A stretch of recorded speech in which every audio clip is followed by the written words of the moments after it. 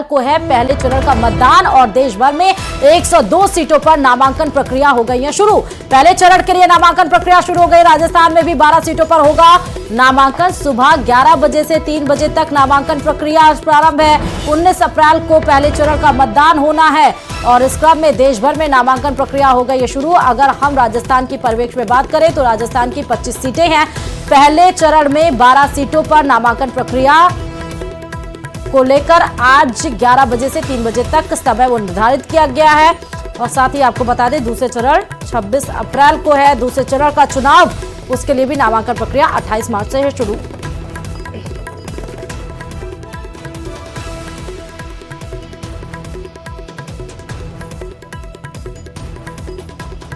Okay या सुबह 11 बजे से 3 बजे तक नामांकन होगा। ये समय है। प्रदेश की 12 सीटों पर नामांकन होगा। 19 अप्रैल को पहले चरण का मतदान है। 4 जून को आएगी मतगणना। इस खबर पर हमारे संवाददाता रोशन जुड़े हैं। रोशन, आज से नामांकन प्रक्रिया पहले चरण के लिए शुरू, क्या है तैयारी वहां पर?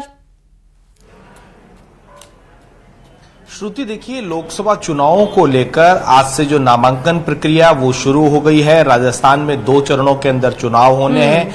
पहला चरण जो 19 अप्रैल को वोटिंग होनी है, उसको लेकर जो नामांकन की जो प्रक्रिया है वो शुरू हो गई है। कलेक्ट्रेट के अंदर आज 11 बजे से लेकर दोपहर 3 बजे तक ये जो नामांकन की प्रक्रिया इसी तरीके से 27 मार्च तक यहाँ पर चलेगी। देखिए, जिला निर्वाचन यहाँ पर अधिकारी की ओर से जो तमाम तरीके की जो तैयारियां हैं वो पूरी कर ली गई है। ये रिटर्निंग अधिकारी जयपुर लोकसभा क्षेत्र का जो कमरा संख्या 103 है, यहाँ पर जो जयपुर शहर का जो कहा जा सकता है कि जो लोकसभा सीट है उसके लिए यहाँ पर जो नामांकन है वो दाखिल होंगे। ये जो प्रक्रिया है करीब 27 मार्च तक चलेगी। 28 मार्च को जो स्क्रूटनी यहाँ पर रखी गई है, 30 मार्च को जो कहा जा सकता है कि नाम वापस लेने की जो प्रक्रिया है वो यहाँ पर पूरी होगी। तमाम तरीके की जो तैयारियां हैं वो पूरी कर ली गई है। जिला निर्वाचन अधिकारी की ओर से यहाँ पर निर्वाचन अधिकारी यहाँ पर जो तमाम अपनी अपनी तैयारियों में यहाँ पर जुटे हुए। आप देख रहे हैं कि पूरी एक तरीके से पूरी जो डेस्क है वो पूरी यहाँ पर तैयार की गई है। इसमें तमाम जो कार्मिक है। बिल्कुल रोशन, मैं आपके पास लौटूंगी और बहुत शुक्रिया जानकारी देने के लिए। इस बीच जयपुर से बड़ी खबर आपको बताते चले। कोटा से कोचिंग छात्रा का अपहरण मामले में बड़ा अपडेट आ गया सामने।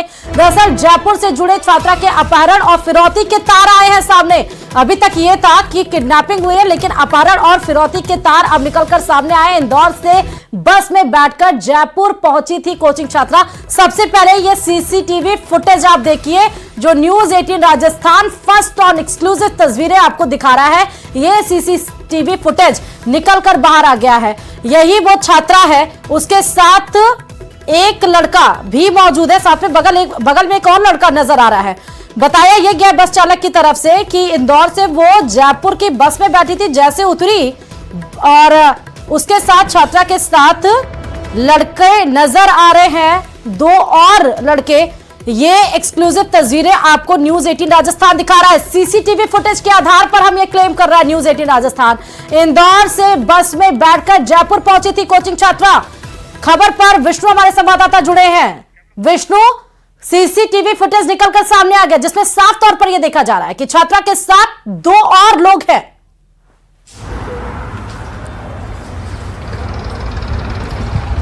देखिए, मध्य प्रदेश की रहने वाली छात्रा के अपहरण के मामले में 30 घंटे का वक्त बीत चुका है। लगातार मध्य प्रदेश के अलावा कोटा की पुलिस जो है इस छात्रा की तलाश कर रही है और वहीं पर अब एक फुटेज सामने आया जो कि न्यूज 18 राजस्थान हम दिखा रहे हैं। और ये फुटेज जो है वो जयपुर का बताया जा रहा है, जिसमें बताया जा रहा है कि जो हुलिया जो छात्रा जिसका अपहरण की बात सामने आ रही, 30 लाख रुपए की फिरौती उसकी मांगी जा रही है, उसके अपहरण के मामले में जो फुटेज पुलिस के हाथ में लगे हैं और ये अहम क्लू पुलिस के हाथ में लगा है, जिसमें एक छात्रा ये जानकारी सामने कि 18 तारीख को वो जयपुर पहुंची थी। जयपुर में दुर्गापुरा बस स्टैंड पर आई और ये जानकारी भी सामने है कि इंदौर से बैठ करके ये छात्रा एक युवक के साथ में जयपुर पहुंची थी। दुर्गापुरा बस स्टैंड पर उतरने के बाद में ये छात्रा अगली जो सीसीटीवी फुटेज में और जयपुर में नजर आई है अहिंसा सर्किल पर।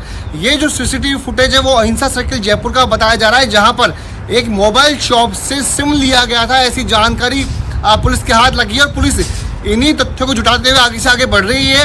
लगातार कोटा की पुलिस को सफलता मिल रही, जयपुर की पुलिस के साथ मिलकर के कोटा की पुलिस इस छात्रा को तलाश करने में जुटी हुई है। लेकिन अब तक ये साफ नहीं हो पाया कि छात्र के साथ ये 2 युवक कौन है और इसके बाद ये छात्रा आखिरकार जयपुर से कहाँ चले गई। तो न्यूज़ 18 को ये जो अहम जो फुटेज है वो हाथ लग गए हैं, और जो फुटेज में जो हुलिया एक युवती का नजर आ रहा है, वही हुलिया अपहृत छात्रा से मिलान करते हुए बताया जा रहा है। इसीलिए पुलिस का ये मानना है, पुलिस का ये दावा है कि छात्रा इंदौर से जयपुर पहुंची। जयपुर में दुर्गापुरा बस स्टैंड के अलावा वो हिंसा सर्किल के आसपास भी देखी गई है, और यहीं पर फुटेज में वो दो युवकों के साथ में नजर आई है। लेकिन ये कौन है इसका पता नहीं चला है।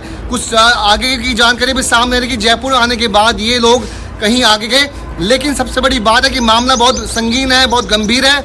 एक छात्रा के अपहरण का मामला है, और यदि वाकई में इसका अपहरण हुआ है तो आखिरकार अपहरणकर्ता कौन है, क्यों फिरौती मांग रहे हैं, यह बहुत बड़ा सवाल है, जिसको आने वाले वक्त में कोटा की पुलिस सुलझा लेगी। मध्य प्रदेश की पुलिस भी, उसके परिजन भी यहाँ पर पहुँचने की जानकारी है। और पूरे मामले में राजस्थान सरकार के अलावा जयपुर कमिश्नरेट की पुलिस भी एक्टिव होती हुई नजर आ रही है। तो सीसीटीवी फुटेज के आधार पर पुलिस का मानना है, पुलिस का दावा है कि जो हुलिया छात्रा का था, जो उसका चेहरा नजर आ रहा था, वही हुलिया इस फुटेज में। जो सीसीटीवी फुटेज दिख रहा है उसमें छात्रा दोनों युवकों से बात करती हुई भी नजर आ रही है।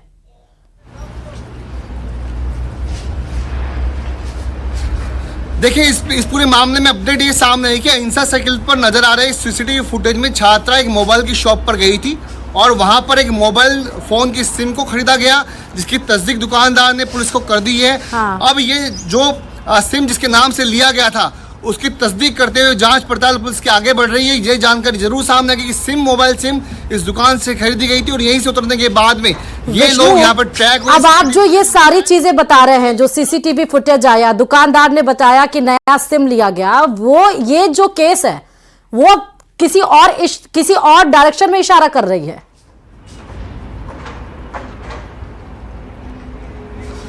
देखिए बिल्कुल पुलिस हर पहलुओं पे जांच कर रही है, लेकिन क्योंकि छात्रा के जिस तरह की फुटेज सामने आए थे कि उसको बंधक बना रखा है, उसको एक गोडाउन टाइप जगह पर रखा हुआ है, 30 लाख रुपए की फिरौती उसके पिता को धमकी देकर के मांगी जा रही है। तो लेकिन फुटेज जो है कुछ और चीजें बता रहे हैं, और इसी तस्दीक को करने में पुलिस जुटी हुई है। बहरहाल पुलिस पूरे मामले को गंभीरता से ले रही है, क्योंकि छात्रा से जुड़ा हुआ मामला, एक बेटी से जुड़ा हुआ मामला है। लेकिन अब तक ये बात भी पड़ताल साफ हो गई कि छात्रा ने जिस कोटा में कोचिंग में पढ़ने की जानकारी बताई थी, वो अभी तक बात साफ हो चुकी है कि छात्रा वहां पर कोचिंग में पढ़ती ही नहीं थी। जिस हॉस्टल में उसने रुकने की बात कही है, ये बात भी साफ हो चुकी है कि उस हॉस्टल में छात्रा रह रही नहीं थी। तो ऐसे में कई चीजें साफ हो चुकी है, और ये फुटेज में जिस तरह से छात्रा नजर आ रही दो युवकों के साथ में। ठीक है विष्णु, क्या ये पता चल पाए पुलिस को कि नीट की तैयारी इंदौर से आकर ये कब से कर रही है छात्रा? कितने साल हो गए इसको कोटा में कोचिंग करते हुए? कुछ वक्त पहले जब छात्रा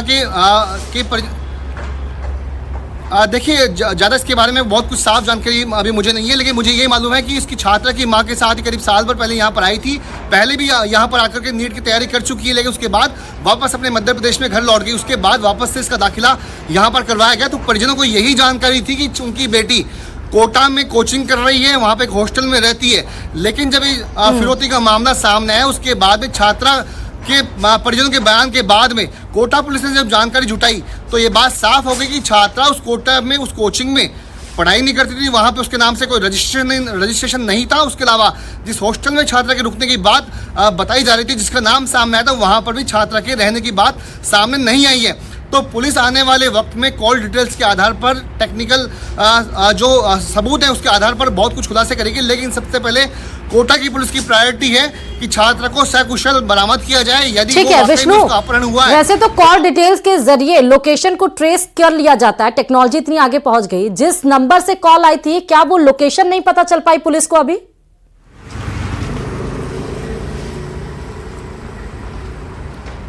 देखिए आप पुलिस इन सभी टेक्निकल सर्विलांस को आधार में लेते ही जयपुर पहुंची थी। जयपुर के अलावा बताया जा रहा है कि इंदौर भी उसकी। मैं विष्णु आपकी तरफ आऊंगी, लेकिन इस खबर पर हिमांशु भी कोटा से जुड़ चुके हैं। हिमांशु, अब तो अलग अलग खुलासे हो रहे हैं, अलग अलग एंगल्स निकलकर सामने आ रहे हैं इस केस में। wrong in 1954. Your question is में नहीं पड़ती। अब ये सीसीटीवी फुटेज निकल करके आया, जिससे साफ हो गया है कि छात्रा को जयपुर लेकर के जाया गया है। अभी आपको बता दें कि अपडेट कोटा शहर के एसपी ऑफिस में इस वक्त हम मौजूद हैं, और जो छात्रा के परिजन हैं, माता पिता हैं और अन्य परिजन हैं, वो फिलहाल कोटा शहर के एसपी अमृता दोहन के पास गए हैं और इस पूरे मामले को लेकर के जो बातचीत है वो फिलहाल चल रही है। कोशिश ये रहेगी कुछ देर में जो छात्रा के माता पिता और उनके परिजन जब आएंगे तो उनसे हम जुड़े और उनकी प्रतिक्रिया लेने की कोशिश करेंगे कि क्या कुछ अपडेट निकल करके आया है।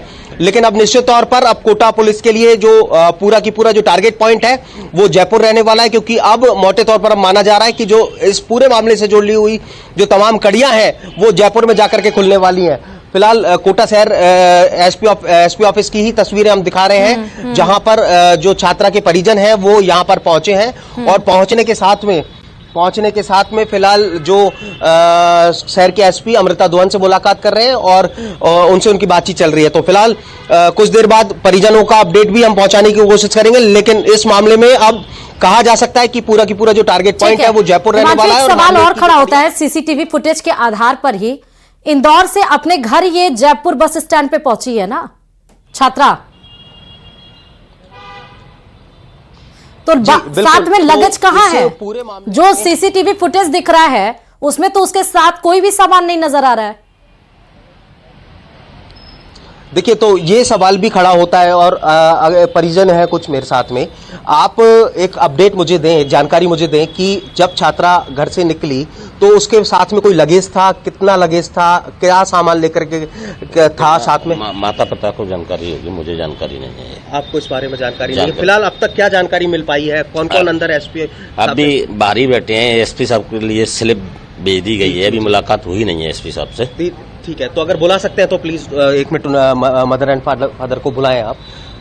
देखिए, कोशिश ये रहेगी कि छात्रा के जो पेरेंट्स हैं उनको हम जोड़ें, लेकिन कुल मिलाकर के जो लगेज था, कितना था, क्या साथ में था, इस तरह का कोई अपडेट नहीं है। लेकिन इस अपने आप में पुलिस इन्वेस्टिगेशन को आगे बढ़ाने के लिए एक महत्वपूर्ण कड़ी ये सीसीटीवी निश्चित तौर पर साबित होने वाला है और बहुत हद तक अब एक दिशा जो है वो कोटा पुलिस को मिल गई है।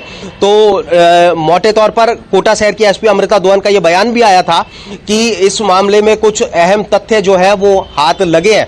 अब देखना ये होगा कि क्या कुछ रहता है, क्या कुछ होता है, ये महत्वपूर्ण बात है। बिल्कुल हिमांशु, क्या पुलिस को साथ में जो दो युवक हैं उनके बारे में कोई जानकारी मिल पाई है? देखिए, कोटा पुलिस की तरफ से इस पूरे मामले में फूक करके कदम रखने जैसा जो स्टेप है वो फिलहाल कोटा पुलिस ले रही है, क्योंकि पुलिस का ये कहना है कि आपके पास लौटूंगी। विष्णु भी लगातार जुड़े हुए हैं। विष्णु, बॉडी लैंग्वेज जो दिख रही है सीसीटीवी में वो बिल्कुल नॉर्मल, ऐसा लग रहा है कि कोई कैजुअल वे में कोई इंसान अपने दोस्तों के साथ बातचीत करता हुआ वहां से निकल रहा हो। बहुत कुछ बता रहा है ये सीसीटीवी। देखिए बिल्कुल सीसीटीवी फुटेज जो है वो कुछ और बता रहे हैं, लेकिन उसके बाद जो तस्वीरें सामने आई वो काफी डरावनी थी। मैं खुद जब कल इस फोटो को देख रहा था उसके बाद मुझे भी मतलब इस फोटो को देख के काफी गंभीर हुआ। लेकिन उसके बाद जब सूत्रों से जानकारी जुटाई गई, यानी जयपुर में रह करके इस बारे में, इस खबर के बारे में मैं भी लगा, तो उसके बाद कई अहम तथ्य सामने आए, जिसमें बड़े न्यूज़ 18 के पास सबसे बड़ी तथ्य सामने आया कि छात्रा कोटा के बजाय इंदौर से जयपुर पहुंची थी। बस में बैठकर जयपुर पहुंची थी। उसके अलावा एक युवक उसके साथ था, लेकिन बाद में जो सीसीटीवी फुटेज सामने आया उसके साथ दो युवक सामने आ रहे हैं, हम उम्र ही लगभग दिखाई दे रहे हैं। तो ऐसे में वहीं पर परिजनों ने, जो मैं भी कुछ खबरें भी पढ़ रहा था कि परिजनों ने किसी युवक पर संदेह जताया है, उसके ऊपर आरोप भी लगाया है। तो ऐसे में कई सारे सवाल हैं, लेकिन जयपुर में इंसा सर्किल के बाद ये फुटेज, अंतिम फुटेज नजर आया। उसके बाद में आगे छात्रा कहाँ गई उसके बाद में मालूम नहीं चला है। लेकिन एक बात बहुत पिक्चर साफ है कि अपहरण से पहले छात्रा सीसीटीवी में दो युवकों के साथ नजर आ रही है। अब ये परिजन ही तस्दीक करेंगे या फिर और जो सीसीटीवी फुटेज आसपास लगे हैं वो सब बताएंगे कि छात्रा का मूवमेंट किधर हुआ था। लेकिन एक बात साफ है कि अपहरण से अगर वो बस में चढ़ी थी, ये सीसीटीवी फुटेज फिर से आपको दिखा रहे हैं। सीसीटीवी फुटेज में आपको जो लड़की नजर आ रही है, जो छात्रा, वही है जिसका अपहरण हुआ था। हिमांशु और विष्णु लगातार जुड़े हुए हैं। हिमांशु की तरफ हम रुख कर लेते हैं एक बार फिर से। हिमांशु, क्योंकि यही लास्ट अभी तक फिलहाल जो सीसीटीवी फुटेज है वो दिख रही है, इसके बाद मूवमेंट कहां हुई छात्रा की कुछ अता पता नहीं। बस कंडक्टर, अगर वो बस में चढ़ी है तो क्या उनके द्वारा टिकट लिया गया होगा? कहां का टिकट लिया गया? कुछ अहम जानकारियां इस खबर से मिल पाई हैं?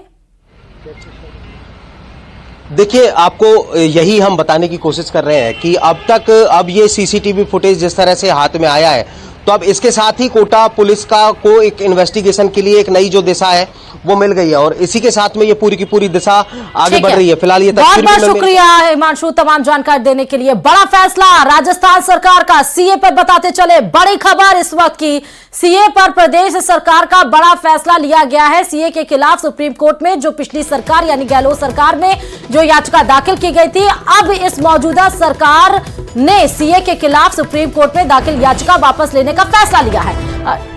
सीएए के खिलाफ जो याचिका दाखिल की गई थी सुप्रीम कोर्ट में, उसको भजनलाल सरकार ने उस याचिका को वापस लेने के लिए अर्जी दी थी।